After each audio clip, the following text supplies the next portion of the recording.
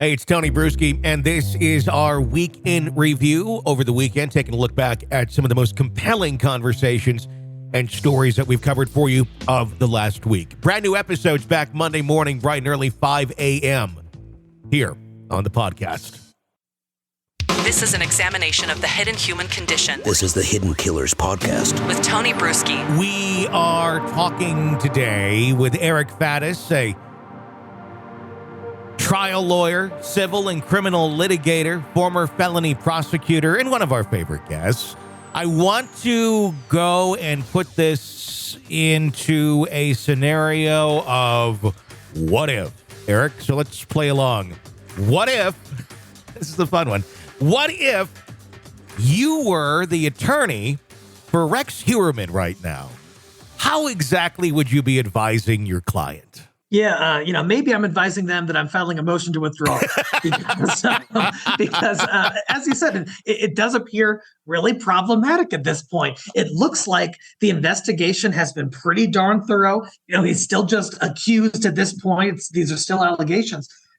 But things are mounting against Rex Heuermann. Yeah. You look at some of the phone activity. You look at some of the DNA links that the prosecution claims to have. They're really building this case, and it's becoming very public. I would advise the client to not make any statements, to lay low, to really digest all of this evidence that's coming in, and then strategically devise a plan from there. Yeah, I mean, and there probably can't be any sort of plan that can be devised as of yet because they're still digging, they're still pulling things out, we're still learning things every single day.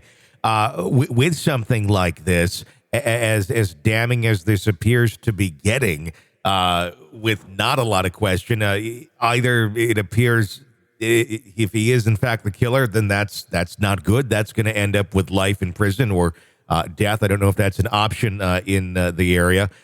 Or be in jail for the rest of your life on porn charges, because that looked pretty damning too.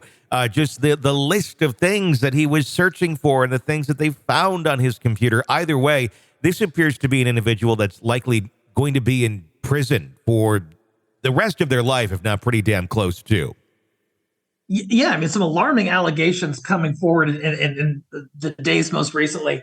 And it's kind of bizarre because, a lot of people saw him as just the normal dude next door. He was an architect. He had some allegedly high profile clients like Catholic Charities, American Airlines. A lot of people didn't expect this from this accused gentleman here. Now, in looking at it, in these types of killings, oftentimes there are not a lot of witnesses nearby. These things happened years and years ago. And so are there some potential avenues for defense? There certainly could be. And we'll have to kind of see how that evidence against him shakes out. But yeah, not looking good, and some pretty troubling accusations from the government regarding what this guy was into. When we're looking at DNA evidence in this case, what they've said they found thus far is two different human hairs on the burlap sacks that were used to cover the victims on the beach. And the two different hairs that were found, one they believe belonging to Rex himself, the other believed at this point, I don't believe it's been officially confirmed, but to a female at the same residence, which would likely be his wife if you just deduct who that could possibly be. It's like double DNA. And I'm not saying in any way that she was involved. I'm guessing it's kind of one of those things where you live in a house and your hair strands gets around to all different sorts of places. How does that make the DNA evidence even more of a slam dunk when you're able to pull and find two different strands of DNA from the same residence of the person you suspect of being this criminal? Assuming that DNA conclusion is valid, because, the DNA is fallible too. But assuming that it's valid, it's going to be pretty hard for Rex to try and explain his way out of that. Mm-hmm. And there are some murmurs on the internet that hasn't been established yet, but some people are saying that he may have had a female accomplice. And so we don't know exactly how that piece of this whole case is going to play out. But yeah, the DNA link, if it is valid, I don't see very many ways around that, and so that really ties him to at least one of these victims. And if he's tied to one, they're going to try to tie him to all of them. I think there are allegedly 18 victims involved, but he's only charged with 3 murders right now. And as time will go on, one has to wonder. We're looking at it right now, 2023. These occurred in 2010. One has to wonder, was this the only isolated incident this time in 2010, or do these span even further back to other places? Is this something that had continued on? These sort of things don't usually just happen right in a bubble for an individual with this sort of a personality. Yeah, no question. And I've heard that the investigation is sort of spreading out beyond Long Island, and they're looking into Vegas, they're looking into the South Carolina, places where Rex Heuermann frequented to see, did he leave any trace? Did he leave any evidence there? Did he commit any unspeakable act there?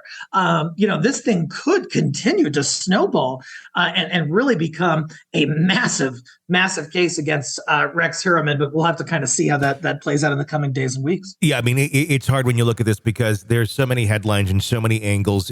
There's rabbit holes all over, and I know I haven't gotten to all of them yet. One you had mentioned was the rumor of a female accomplice. Tell me, what do you know about that? What are the allegations? What are the rumors at this point? And I stress rumors about that angle. Yeah, totally. My understanding is it hasn't been established at this point. There are just some people talking about it. The government hasn't been terribly open about all of the evidence they have, but some have suggested, mostly online from what I see, that there may have been a female who assisted him in this. Did the female lure these potential victims into a horrible situation with Rex? Was the female involved somehow in setting up some of these alleged interactions? I think that's what's kind of being investigated presently. And when you look at just the sheer number of potential alleged victims, I said potential because it's an ongoing investigation. One would think that it would make sense that he might have some help or need some help in order to pull off all of these alleged murders if it was in fact him who did it. And it makes you, wonder, well, why would anyone want to assist Rex Heuermann in murdering hookers? It's like, what is it? But look no further than Ghislaine Maxwell and Jeffrey Epstein. There's sometimes these relationships form and you really can't explain them. Granted, it's a different type of situation, but sometimes those sort of things do exist. I think we are far from understanding the complexities of this case right now, but just on the surface, it is a tidal wave of insanity. Yeah, agreed. It's alarming stuff, and I think it's only going to get more problematic and more chilling as the evidence the government claims to have begins to come to light even more. This is an examination of the hidden human condition This is the Hidden Killers Podcast with Tony Brueski.